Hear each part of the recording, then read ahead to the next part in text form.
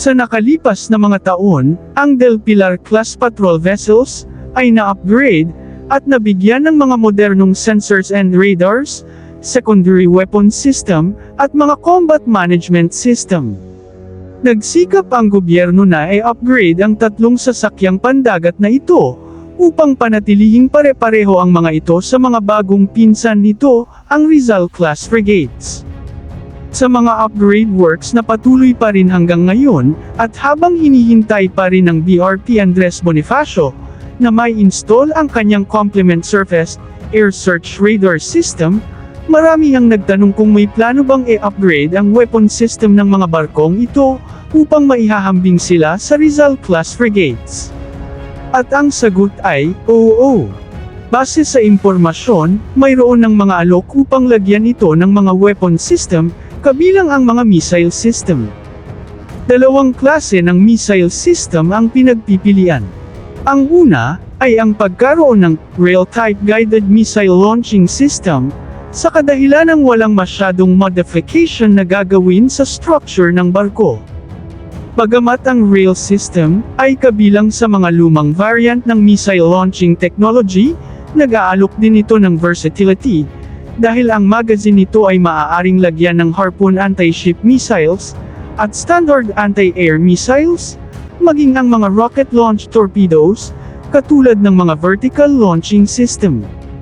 Pangalawang alok ay ang tube-launched anti-ship missile system, at short-range air defense system, katulad ng kanyang mga pinsan, na Jose Rizal-class frigates, ngunit ang tube-launched missile system ay nangangailangan ng modification sa structure ng barko, lalo na ang anti-air missile system nito. Alinman sa dalawang pinagpipilian ang kanilang i-implement, parehong dadaan pa rin ang Pilipinas sa approval mula sa gobyerno ng Amerika.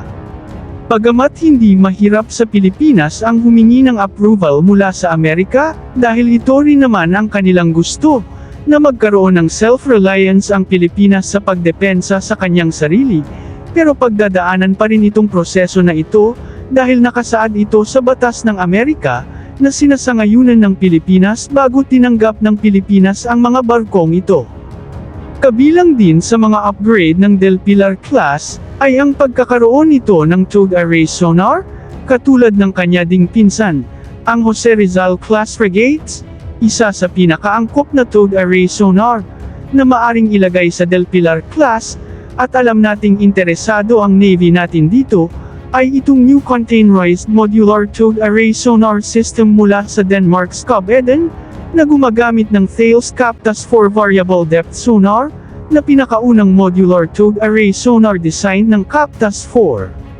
Bagamat dinisenyo at ginawa para lang sana sa upgrade works ng Absalon-class multi-mission frigates, pero ngayon ino-offer na sa ibang bansa tulad ng Pilipinas, na may requirement ng modular towed array sonar system sa kanilang mga barko. Ang modular towed array sonar systems na ito, ay maaring mapili rin para sa requirements ng at least 3 sa offshore patrol vessels na kasalukuyang ginagawa sa South Korea, na inaasahang kompletong ma-deliver sa 2028, na ayon sa balita, ay maaring 3 dito ay may configuration sa anti-submarine warfare, at ang 3 ay sa anti-surface at anti-air warfare.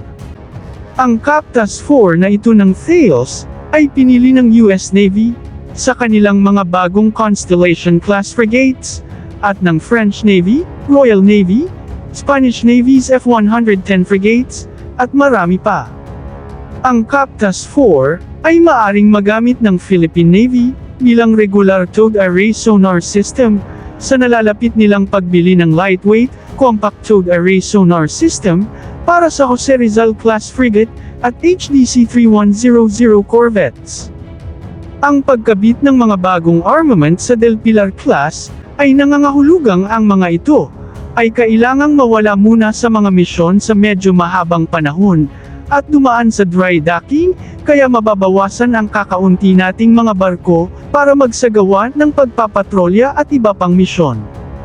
Para sa atin, mas mabuting mananatili na lang ang ating Navy, sa nauna nitong plano noon, na ang mga weapon system na ilalagay sa mga Del Pilar class, ay mga containerized modular design, upang maari itong ilipat sa ibang mga bagong barko, kung darating ang panahon na kailangan ng i-retiro ang mga barkong ito dahil sa katandaan.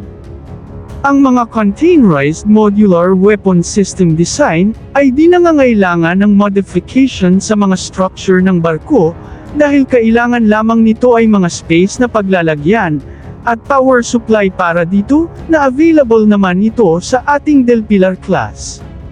Ibig sabihin, walang magiging problema kung ito ang pipiliin ng ating Navy. Wala pa tayong impormasyon kung mas mahal ba ito o mas mura kaysa mga standard type na mga missile system. Bagamat marami ang nagsasabi na di na kailangan upgrade ang mga barkong ito dahil may edad na umano ito, ngunit ang paglaan ng Navy ng budget para sa mga ginawang upgrades nito ay palatandaan na nakikita ng Navy na kaya pa nitong magserbisyo sa kanila ng napakahaba pang panahon. Ang mga barkong ito ay ginawa at dinisenyo ng Amerika na maglayag sa isa sa pinakamasungit na karagatan sa mundo, ang karagatan ng Alaska. Noong 2017, ay humingi ang Navy ng 1.4 billion pesos para sa sensors, radars and its suit upgrades, para sa 3 Del Pilar class frigates, kaya nagawa ang mga upgrades nitong nakaraang taon. Para sa Horizon 2, ay nag-draft ang Navy ng proposal na 15 bilyong pesos para sa 3 Del Pilar, at 6.2 bilyon pesos para sa upgrade ng armaments ng Pohang class corvette. Ngunit di pa ito na-implement, kaya isa ito sa mga backlog para sa Horizon 2, na pilit na ngayong sinisikap ng Navy na ma-implement na. Suportado naman ito ng ating Secretary of National Defense Gibo Teodoro. Kung ating mapapansin, 5 bilyon ang budget ng ating Navy bawat barko ng Del Pilar class. Kung saan base sa weapon system ng Jose Rizal class, ang torpedo system launchers ay nagkakahalaga ng 1 bilyong peso, at ang 2 dual launchers ng anti-ship missile system ay 1.2 billion pesos, na maaring maging 1.6 billion pesos kapag pipiliin ang 2 quad launchers, at tinatayang nasa mahigit 1 bilyon din ang vertical air defense system, at mahigit 1 bilyon din ang close-in weapon system. Sa 5 bilyong budget na ilalaan, ay atin nang ma-visualized kung ano ang capability meron ang Del Pilar class kapag natapos ito. Bagamat maaring medyo mababa ng kunti sa capability ng ating potensyal na kalaban, ngunit kung firepower ang usapan, may laban na siya, kung kakailanganin ng panahon. Ang planong pag-upgrade sa Del Pilar class ay para at least maging kapantay sa Jose Rizal class, kaya di na tayo mag-expect ng mas malakas na firepower.